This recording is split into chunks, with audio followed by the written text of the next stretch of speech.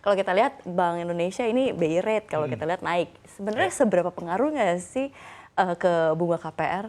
Pasti pengaruh, karena korelasi antara kenaikan BI rate dengan kenaikan suku bunga kredit itu sangat positif. Jadi biasanya kalau BI rate naik, suku bunga kredit pasti akan naik.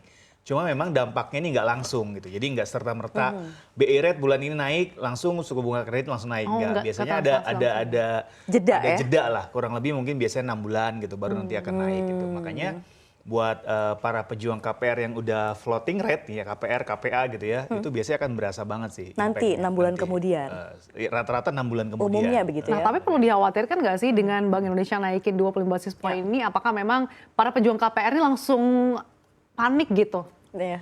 Ya, karena menurut beberapa analis dan pengamat gitu ya, dengan kenaikan 25 basis point ini efeknya bisa naik suku bunga kredit itu 100 basis point atau mungkin 1%. Itu lumayan loh gitu. Ya. Apalagi kalau yang cicilannya gede-gede, yang rumahnya mewah-mewah kayak Safira gini kan, wah luar biasa nih gitu ya.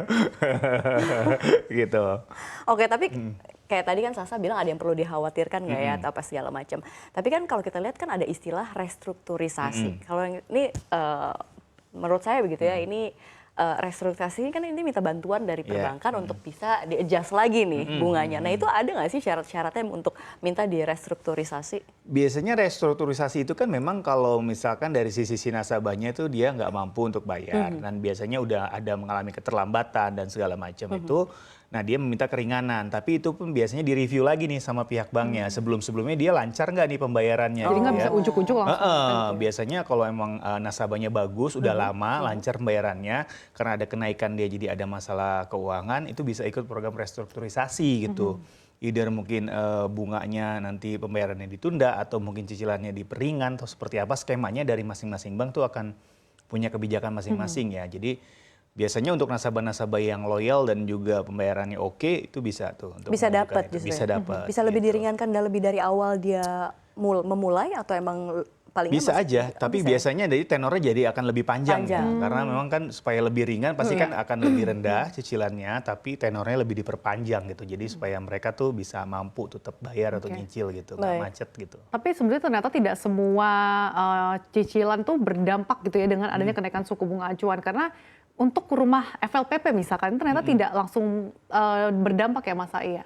Iya, kalau FLP atau rumah bersubsidi ini kan memang juga disubsidi oleh pemerintah ya, tapi kan persyaratannya biasanya adalah orang yang masyarakat berpenghasilan rendah gitu. Jadi nggak semua orang bisa mengakses pembiayaan KPR itu gitu. Jadi memang kalau untuk yang itu memang ada subsidi dari pemerintah, jadi memang kenaikannya juga kalaupun ada itu nggak terlalu signifikan. Karena memang kan rumah subsidi ini juga merupakan rumah-rumah yang diperuntukkan bagi orang-orang yang mungkin masyarakat berpenghasilan rendah. Jadi memang dari program pemerintah istilahnya mungkin bantuan pemerintah untuk kepemilikan rumah bagi masyarakat gitu. Jadi kalaupun ada gitu kenaikannya mungkin nggak terlalu besar sebesar yang KPR non subsidi ya gitu.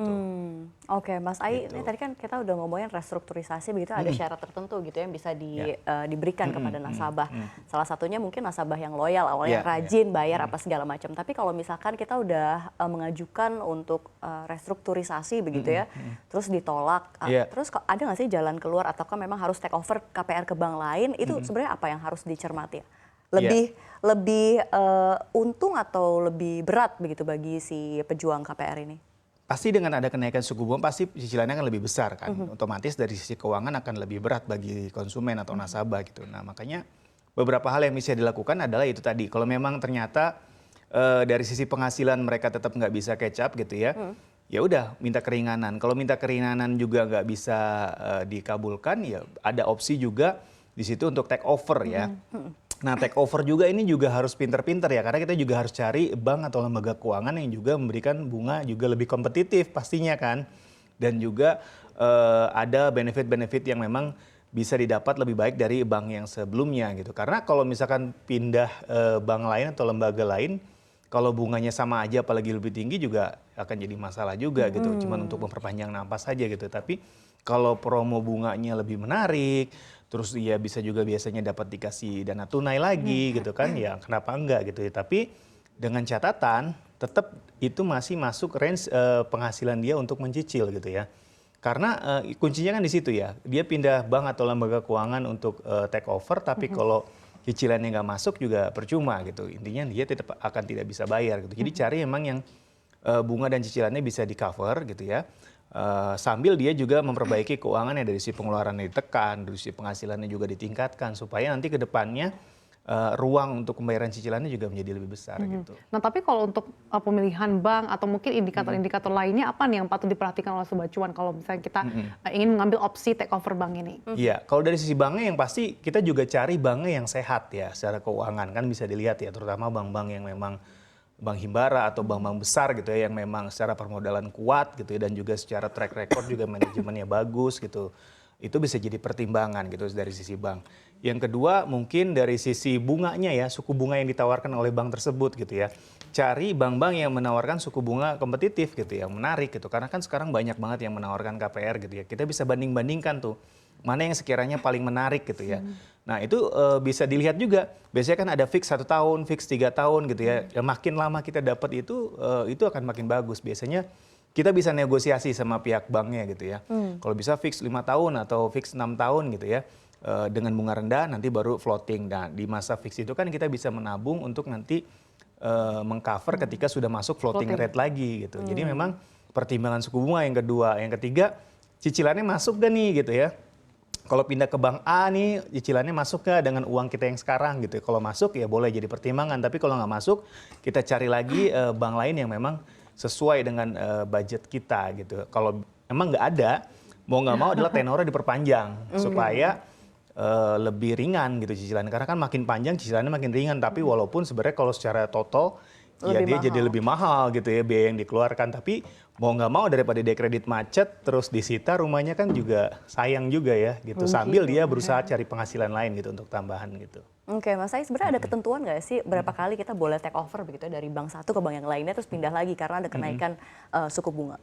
Sebenarnya secara ketentuan kayaknya nggak ada ya kita take over berapa kali selama memang secara resiko kreditnya masuk dari sisi banknya dan juga kita nggak ada istilahnya tunggakan-tunggakan atau mungkin kredit macet, mungkin bank akan mau untuk take over kredit kita gitu. Yang jadi masalah kan kalau kita sudah melakukan 1 kali take over, terus kita mau take over lagi, nanti kita kan dilihat tuh track recordnya dari bank sebelumnya gimana, terus di bank yang berikutnya seperti apa gitu ya. Jadi kalau memang track recordnya bagus, ya boleh aja. Tapi kan sebenarnya itu bukan solusi utama gitu ya, take over terus itu ya kalau berkali-kali. Karena semakin dia banyak take over, otomatis kan tenornya terus panjang tuh. Terus panjang, cicilannya juga mungkin walaupun lebih ringan, tapi secara total dia akan jauh lebih besar gitu. Jadi sebenarnya yang dirugikan ya nasabah itu sendiri gitu. Karena uang yang harus dia bayarkan untuk membeli rumah itu menjadi jauh lebih mahal dibandingkan dia fokus di satu bank itu. Karena memang kan pasti bunganya akan terus berjalan ya. Karena biasanya kan compounding interest ya kalau untuk di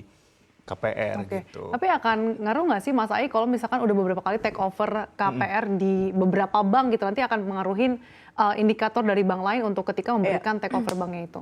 Pasti pengaruh karena bank juga kan pasti akan menilai gitu ya. Ada apa nih si nasabah ini kok sering banget take over gitu ya. Apakah karena memang ada isu macet tagihannya atau cicilannya gitu, atau ada isu tidak mampu membayar atau seperti apa. Karena memang kan bank itu juga sangat ketat ya dalam mengambil penilaian risiko kredit karena itu juga akan berimpact ke mereka. Jadi biasanya nggak akan banyak tuh, bisa paling banter 2 kali take over gitu. Setelah 2 kali itu agak susah ya untuk di approve gitu dari pihak bank karena memang itu tadi kalau udah berkali-kali itu kan ada indikasi potensi masalah, walaupun mungkin belum jadi masalah tapi ada potensi masalah dari sisi si nasabahnya itu gitu.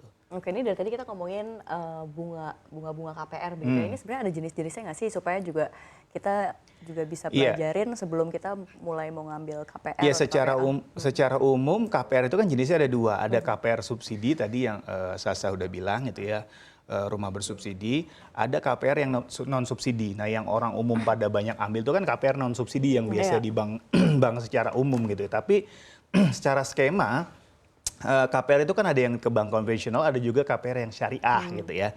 Nah, ini juga suatu opsi juga. Kenapa? Biasanya kalau KPR syariah itu dia akan suku bunganya flat seterusnya gitu. Nah, biasanya di zaman era suku bunga tinggi ini cukup diuntungkan nih untuk yang KPR syariah karena dia bunganya flat, nggak naik gitu ya. Tapi kalau era suku bunganya rendah itu biasanya dia akan lebih tinggi cenderung untuk cicilannya. Jadi memang tergantung dari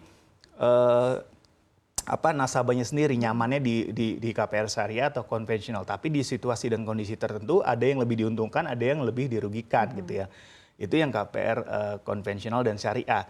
Nah kalau yang rumah bersubsidi itu kan memang biasanya bunganya rendah gitu dan harganya juga rumahnya juga nggak terlalu mahal karena memang dia adalah rumah-rumah yang disubsidi oleh pemerintah. Tapi ada syarat dan ketentuan berlaku buat nasabah yang mau ambil KPR bersubsidi tadi gitu. Dan itu jadi beberapa jenis KPR. Besaran ya. bunganya? Nah kalau yang KPR subsidi kalau nggak salah 4-5% ya. Oh, jadi memang Lebih rendah gitu kalau tidak salah itu terakhir gitu. Nah kalau yang non subsidi kalau udah floating itu kan bisa di atas 10% ya. Iya. Bunganya ada yang 11, ada yang 13 tergantung banknya ya.